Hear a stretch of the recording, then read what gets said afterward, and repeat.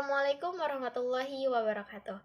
Perkenalkan, nama saya Ernistriani. Saya dari kelas 1B Prodi STR Keperawatan. Di sini saya akan mempresentasikan materi mengenai penerapan fisika dalam keperawatan. Nah, penerapan fisika dalam keperawatan terbagi menjadi 4 subbab. Yang pertama ada bioakustik, 2 biolistrik, 3 biooptik, 4 biofluida. Pertama, bioakustik.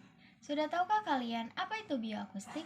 Yaitu penggunaan teknologi yang melibatkan gelombang suara untuk membantu dalam diagnosis, pemantauan, dan perawatan pasien.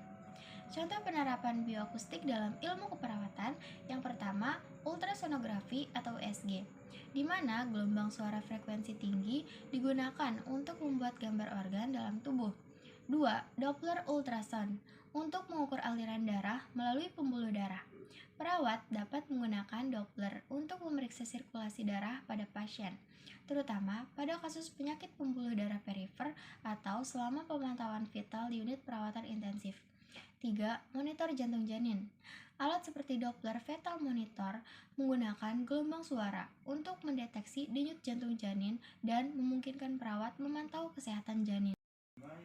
2. Biolistrik. Tahukah kalian apa itu biolistrik? Yaitu ilmu keperawatan yang berfokus pada pemahaman dan penggunaan sinyal listrik yang dihasilkan oleh tubuh manusia, serta bagaimana interaksi listrik ini dapat dimanfaatkan untuk tujuan diagnostik, terapeutik, dan perawatan pasien. Penerapan biolistrik dalam ilmu keperawatan meliputi yang pertama, EKG. Digunakan untuk mengukur aktivitas listrik jantung. Perawat seringkali bertanggung jawab dalam memasang elektroda dan memantau hasil rekaman EKG untuk mendeteksi gangguan irama jantung, seperti aritmia, serta kondisi lain seperti infark miokard. 2. EEG, yaitu untuk mengukur aktivitas listrik di otak.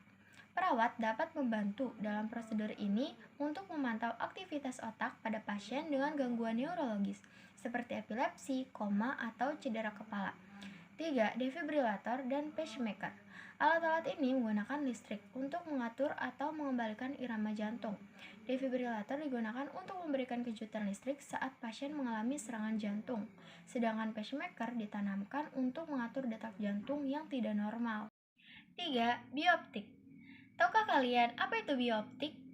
Yaitu penggunaan teknologi berbasis cahaya atau optik untuk diagnosis, perawatan, dan pemantauan kondisi kesehatan pasien. Contoh penerapan bioptik dalam ilmu keperawatan yang pertama, pulse oximetry atau oximeter. Alat ini menggunakan cahaya merah dan inframerah untuk mengukur saturasi oksigen dalam darah. 2. Fototerapi untuk neonatus atau bayi baru lahir. Fototerapi menggunakan cahaya biru untuk mengobati ikterus atau jaundice pada bayi baru lahir. 3. Laser dalam bedah dan terapi.